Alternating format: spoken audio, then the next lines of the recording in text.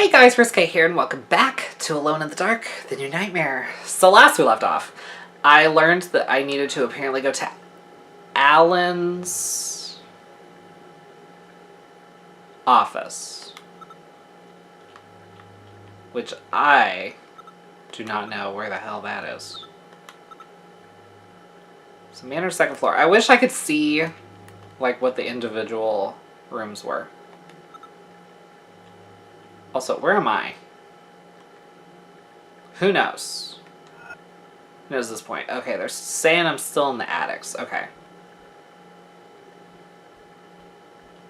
Yeah, I do wish that the map told me what rooms were what, rather than just the room I'm in. Okay, I'm gonna go ahead and do a fresh save here, and then I'll just reload.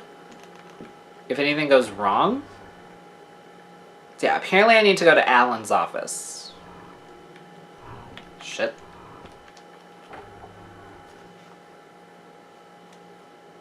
Okay, so what is this?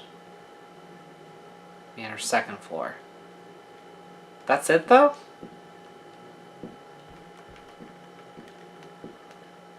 So, I mean, this looks like an office. Wait.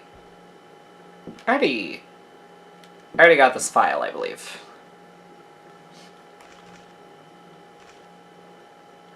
Yeah, I think I did. I think I remember that. Okay.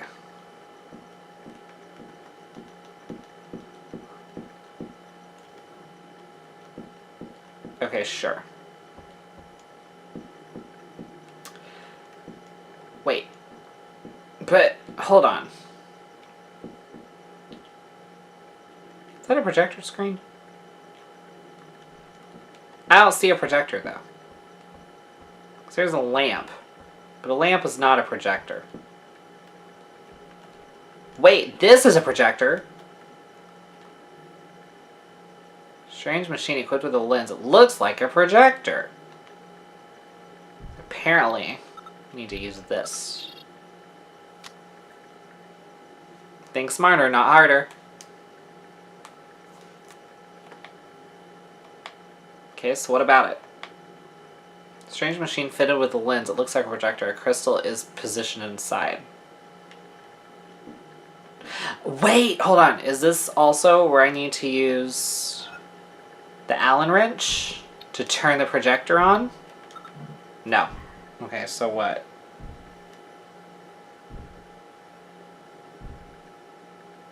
So what? So what about it? The fuck?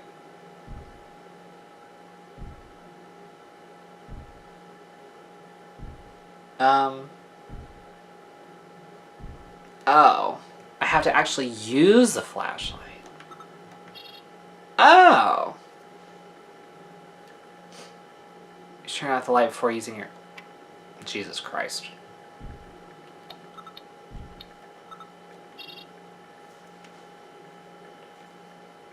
Oh! You mean the room light, not the flashlight light. Gotcha. That changes things. Okay, so what about it?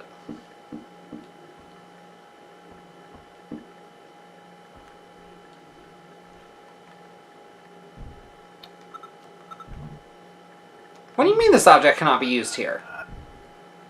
You're a motherfucking goddamn liar.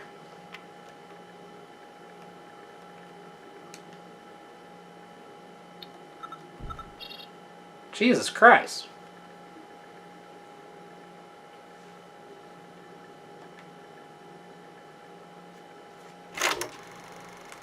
Why did you try and stop me in my path, Father? You mustn't struggle against your fate. But you won't have died in vain. Your body is about to experience a new birth. The darkness blending into your blood will make you a stronger being. You will be faster. You will be a complete being. Oh, marvelously complete. First injection. Farewell, Father. Second injection. Welcome, new man.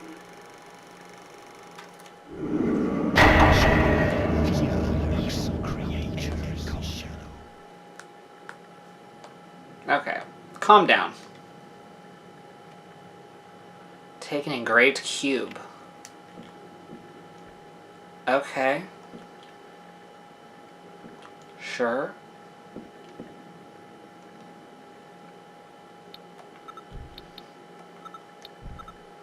Small engraved metal cube. It is engraved library 3D map.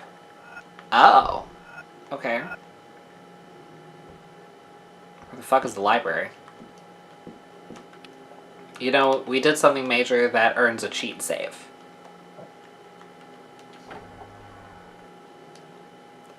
Especially because there are enemies out here and I don't feel like fighting them.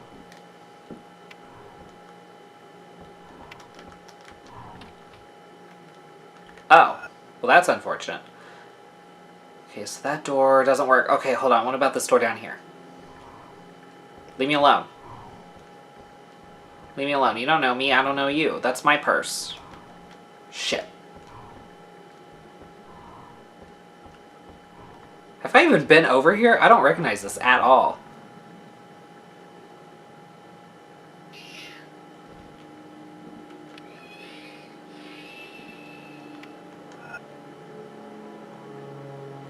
Okay, I guess we only see the floor. We don't get to see what the actual individual room is. Which is unfortunate. It's unfortunate. It's 2001. I feel like that should have been a thing. Campalian, obviously the man who deciphered the secret of Egyptian hieroglyphics. Sure, that's definitely obvious. Aline. I want to call her Aveline just because of Dragon Age. We are playing Dragon Age today, which I'm very excited for. Eden Shaw and I. Okay. Eden Shaw was like a real father for us. He was Grandpa Jeremy's best and only friend. I always felt there was a strong bond between us, like we shared a secret or the responsibility for a terrible mistake. I remember when we were kids, he would always get Alan and me mixed up. Grandpa Jeremy in the Fort Laboratory. Or Port, I can't tell what that says. Jeremy would spend days and nights on end in this workshop. It was here too that I started my own scientific career. Eden Shaw had his bedroom just next door, as if my grandfather couldn't go without having him around. Okay. Picture taken during our visit to the Anthropology Museum in Boston. Fuck Boston. Sorry. That was a visceral reaction. My grandfather organized a visit for my 15th birthday. That visit determined my choice of profession. I remember how surprised I was at just how much Eden Shaw knew. And Grandpa Jeremy's workshop. My grandfather's workshop was like Alibaba's cave, but I always sensed that behind his carefree appearance, the research he carried out had very far-reaching consequences. Eden Shaw in the garden of the estate. Eden Shaw said little about his Native American origins, which gave him a certain mystery and a certain aura. I am still convinced that he knows much more than he lets on. July 13th, 1991. Alan has done something terrible. Howard, our father, we are going straight to hell.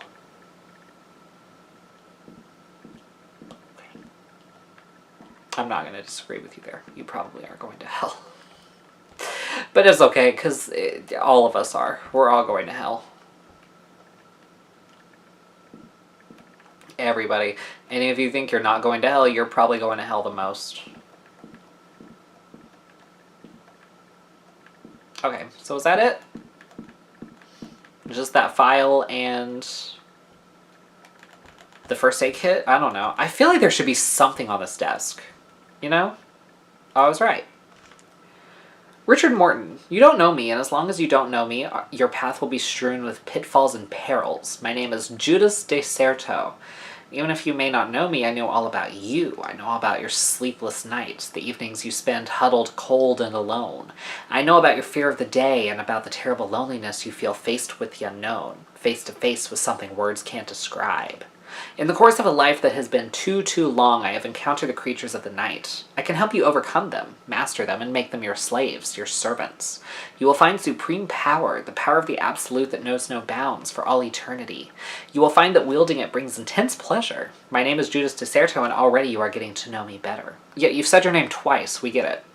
We get it, Judas. Judas, Judas. In exchange for the power that already I feel surging through your veins, I ask of you one small favor, a small request with which you will not fail to comply once the time is ripe. All I require is that you send me the small promissory note enclosed signed with your blood. My name is Judas de Certo, and now you know who I am. He really likes his name. Like, really. Really likes his name. Just making sure I'm not missing nothing. Because sometimes you just have to spam the investigate button, you know? That's just sometimes how you have to do it in these types of games. Because you could very easily miss something important. Okay. Well, I think that's it on this floor. I think that's it. So I'm just going to kind of bolt it to the next one. Or to the stairs. We're going to try it. We're going to see. We're going to see what happens. Ow.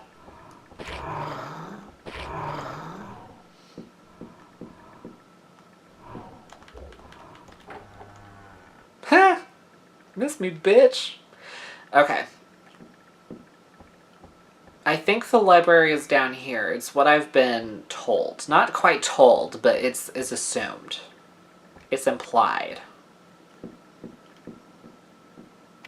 Okay, right. And the lights are already on, right? Yes, they are. Okay, good to know.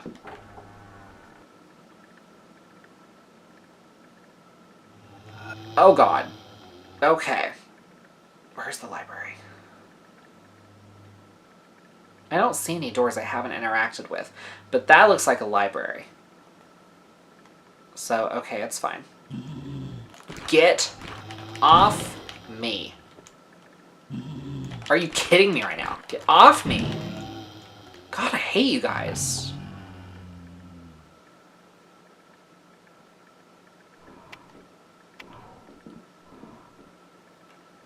This doesn't look like a library. Oh my God, you're here. Okay, I'm out. If you're here, I'm out. I got what I need from here. I don't need you. I don't need to deal with you. That was close. Wait, I went through the door on the right? Oh God. Oh my God, there's a new door.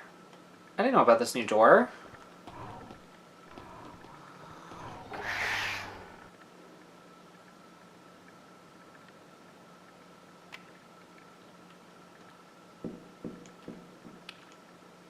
Okay.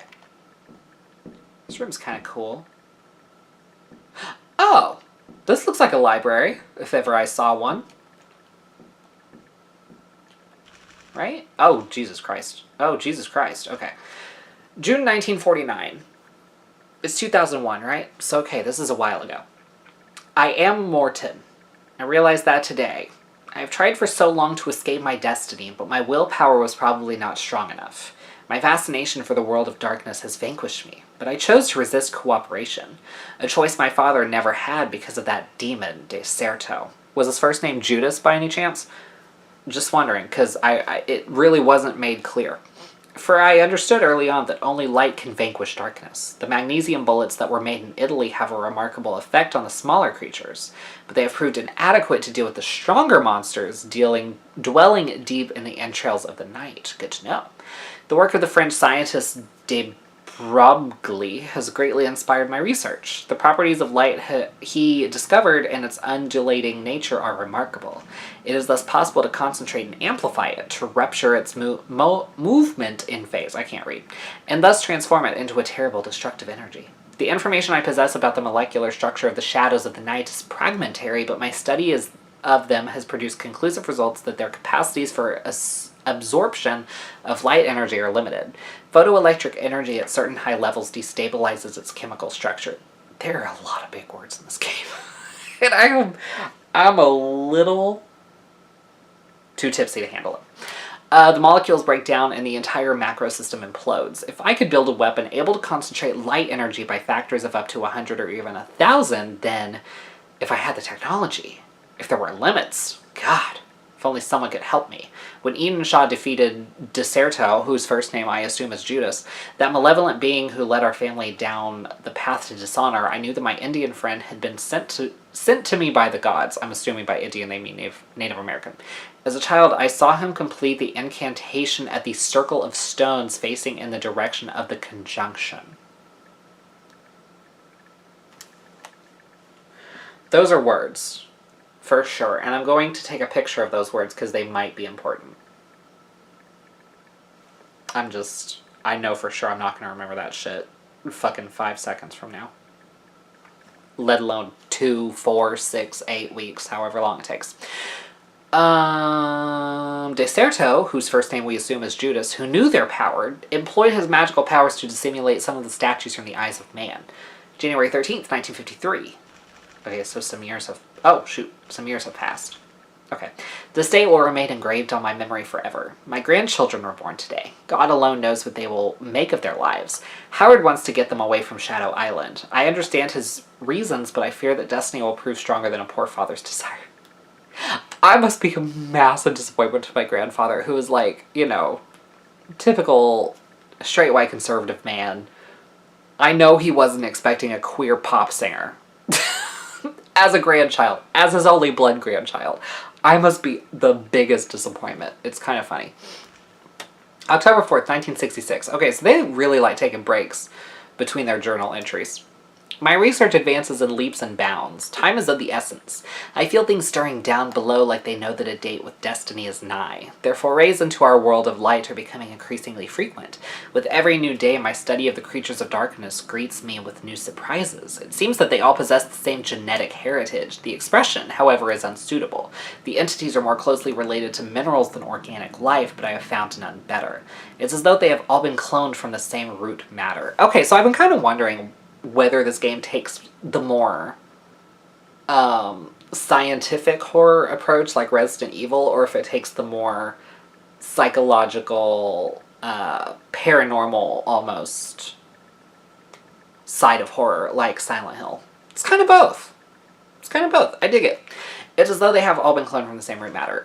December 5th, 1969. I finally managed to strengthen the resonance power of the crystals. Now only matter stands in my way. I tested the first version of the photoelectric pulsar, and it literally fell to pieces in my hands. I fear I must brace myself for long moments of adjustment and careful tuning. Alan continues to show remarkable intuition. His mind seems to be perfectly in tune with the creatures of the night. He even claims that they obey his commands. However, I am unhappy with the direction his research is taking. May 1st, 1973. My strength is abandoning me. Sharp pains shoot through my body like arrows. I have still so much left to do. I know that Alan belongs to another world entirely. For the first time ever, he told me about his real plans. He wants to fuse light and dark to restore their original unity, to reunify them, so defying their separation. I think he's been waiting for that moment when I am too weak and too old to oppose him. God alone knows what he might do. For the first time in my life, last night, I prayed. What? Don't care, Reddit. I don't care. I'm banned from Reddit anyway, so I'm like, why am I even getting notifications from Reddit? I'm still mad that they banned me. I told too many people to go kill themselves. It's just, they deserved it. I'm sorry, but if you're a bigot, you need to go kill yourself. The world will be a better place. It will absolutely be a better place. Just saying. Oh, but trans people, but black people, but DEI. Go fuck yourself. Actually, go fuck yourself. You're the DEI. The world would be a better place without you. That's why you're a DEI. It's just, our world is in a very sad state right now, unfortunately. Okay, what's going on over here?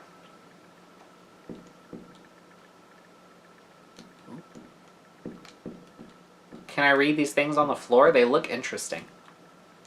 Anything? I can't? Are you joking me? That is so disappointing.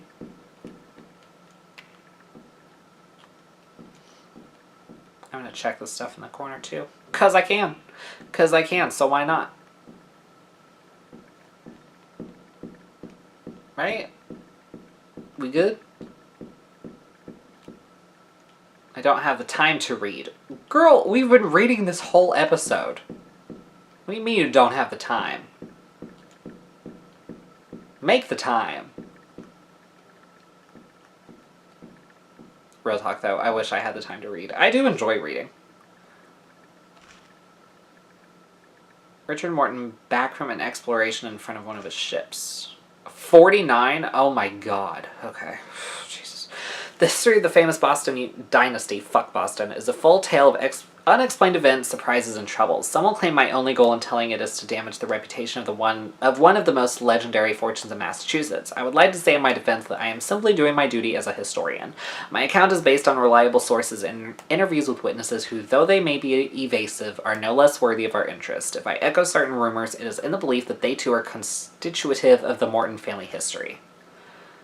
Rockwell, okay. Contract for the exploitation of natural resources in Puebla, Venezuela, signed by a representative of the Venezuelan government and by Richard Morton. The Morton family roots in America go back to the time of the great demographic changes during the decades following the founding of the USA. Although it is impossible to reconstruct the family history further back than the beginning of the 19th century, it appears that the family originated from the small town of Whitechapel in Sussex, England. It was Robert Morton, a linen merchant, who led his family to the American continent. In 1823, he built his first paper factory on the heights of Beacon Hill. The success of Morton Papers was dazzling. It was Richard Morton, though, that his older brother, who founded the real Morton Empire by creating the Morton Oil Company on March 23rd, 1889 at the age of 37. Iceman. The Morton family's history of secrecy started with the discovery of a man in the ice during one of his company's prospecting expeditions in Greenland between 1891 and 93. Richard Morton, the influential public figure, became increasingly reclusive, abandoning the powerful Boston society circles he frequented to launch himself into daring expeditions that led him back time after time to the state of his first macabre discovery. Deserto in the background. I think his first name is Judas. To assist in his missions, which sometimes ended in human and financial disaster, he called upon Swedish and Norwegian sailors and mercenaries, among whom was a certain Judas Deserto. Deserto was a risk-taker, a warrior, and a clairvoyant interested in the arts of black magic. He was a suspicious character who seemed to have great influence over Richard Morton. The exact cause of this terrible accident was never uncovered. Against expectations, the family business was flourishing. The Morton Oil Company won over market after market in Venezuela, in Indonesia, and in the North Sea. Its competitors, meanwhile, were struck by a string of surprising misfortunes. Their key negotiations had accidents, their directors developed mental health problems, and their lawyers would cave in suddenly, agreeing to disadvantageous settlements. No public or private investigation managed to pin a criminal charge on the Morton Group. The family's fortune was known to be huge, however, no one knew how huge. Fair. Gibson around 1900. Samuel Gibson entered into Richard Morton's service on June 20th, 1899. The brilliant student had a knack for deciphering ancient languages. It turned out that Morton had entrusted him with the translation of inscriptions on tablets found near the famous Iceman. Gibson's work led Richard Morton to Shadow Island. Offshore view of Shadow Island. The fort that overlooks the island's bleak moors had been abandoned for a good 20 or so years. Soldiers stationed there had experienced hallucinations or suffered sudden bouts of sheer madness. Others simply disappeared without trace. I should also mention a strange legend that claims the chapel, situated near the fort, had been the site of strange rituals during the 17th century during which human sacrifices might have taken place. The state of Massachusetts needed no convincing when Richard Morton offered to buy Shadow Island, which he did for a nominal sum. It seems that, to start with, Richard Morton wanted to make the fort his home. He spent a real fortune and superhuman effort on this task before abandoning the idea. He elected instead to build a strange manor on the south side of the island. I guess that's where we are. His decision to buy Shadow Island and live there was because the engravings of the stone tablets were similar to those found in the island's deep underground passageways. A letter from Gibson to his fiancée dated October 14th, 1902. As work of translation of the engravings advanced, relations between Morton and Gibson deteriorated. The student relished the romanticism of his work, whereas Morton seemed devoured by a destructive passion. What's more, Gibson's discovery seemed to terrify him. He confided his worries and fears in a long letter addressed to his young fiancée who had stayed on the mainland. This was the last that was heard of him. Gibson's mother later received this terse message: "Your son has disappeared. His body has not been found. My condolences. Signed, Richard Morton." Search warrant.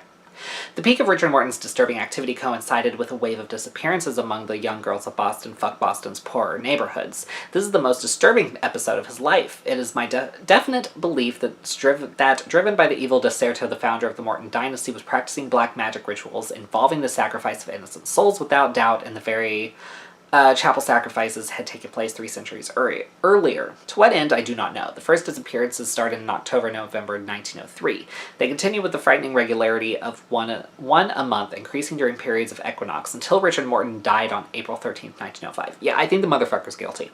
On this date, the disappearances mysteriously stopped. Archibald Morton as a child. In 1874, Archibald Morton was born, the only child of Richard Morton and Susan Chalmers, the youngest daughter of Lord Chalmers, a ruined aristocrat and opium addict. Fun times. While the Morton Oil Company's business prospered, Archibald devoted his youth to the study of the polar circles. Like his father, he mounted many expeditions. Like his father, he also developed a fascination for Shadow Island and its strange secrets. Young Polynesian men and women in the hold of the ship. It has slowly emerged that large numbers of young men and women were uprooted from their distant homelands and taken to the island from as early as the end of 1905. Archibald was, in this matter, more discreet than his father. Evidence of this is found not only in the accounts of some sailors, but also in the written confessions of a slave trader, Thomas Plunkett, in which De Certo's name is cited several times. It seems, however, I can't read, that no trace of these unfortunate men and women have ever been found on this island. Archibald Morton and Jennifer Pritchett. In 1897, Archibald Morton married his first wife, Jennifer Pritchett, a pastor's daughter and a renowned organist. She was a devout Christian and wrote long letters to her father recounting her disgust for her husband and her despair. Oh, girl. I'm sorry. The pastor, however, had disappeared the day after the marriage. The undelivered letters were kept in the postal archives, where I discovered them still sealed. Archibald treated her with uncommon cruelty. She nevertheless gave birth to his son in 1899. Okay, I thought that was a number. And I was like, she gave birth to how many fucking children? I was like, 4 digits is crazy. 3 digits would be crazy. Okay, anyway, Jeremy Morton as a child. Jeremy was of a weak and delicate nature, but early in life he already showed signs of exceptional intelligence. He too was haunted by the secrets of Shadow Island, but his general approach was more scientific. Jeremy Morton was an inventor. What's-his-face's grandfather? Obed's grandfather, I believe. Okay. Jeremy Morton was an inventor. The breadth and originality of his inventions, which he never even bothered to patent, is highly impressive. He attended congresses and addressed at conferences. In 1922, he struck up a lasting friendship with one of the last descendants of the Ipkanis tribe, Joseph Edenshaw. The Native Americans settled on Shadow Island in 1924. Invoice from the Noble Company addressed to Jeremy Morton. It appears that Jeremy Morton collected a considerable arsenal of weaponry. In less than 3 years, he ordered over 200 pounds of explosive from the Noble Company in Boston, along with large quantities of phosphorus and magnesium. That makes sense. That's why we have those. Jeremy Morton and Joseph Edenshaw. The last 10 years of Jeremy Morton's life were the most secretive and mysterious. In his youth and middle age, the inventor genius hobnobbed with the cream of society. He spent his old age, however, as a recluse on this island. On the island. Some accounts of this period make the blood run cold. One example is the marriage of his son Howard, born in 1931, to Lucy Dogan, for which he staged a reception on the island. Okay, Lucy's the old lady in the bed. Relations and members from a distant branch of the family were present. The party was disrupted by drama when the horrifically mutilated body of one of the guests was discovered in the park adjacent to the manor. Lucy's brother, Michael Dogan, claims to have seen a terrifying lizard-like creature with tentacles armed with enormous fangs. The horribly mutilated body of one of the guests. There was no doubt in my mind that the members of the Morton family, Jeremy being no exception, undertook dangerous and frightful experiments on the corpses discovered by Richard and his successors. Experiments that interfere with nature's own course. Resurrections from the dead, cross-breeding, genetic manipulation. Okay, there we go. That showed a little family tree. That was a lot. Whew. Well, on that note, we're going to go ahead and end this episode here. I hope you guys enjoyed. If you did, please give it a thumbs up, subscribe, share this with your friends, hit the bell so you don't miss an upload, and I'll see you guys next time.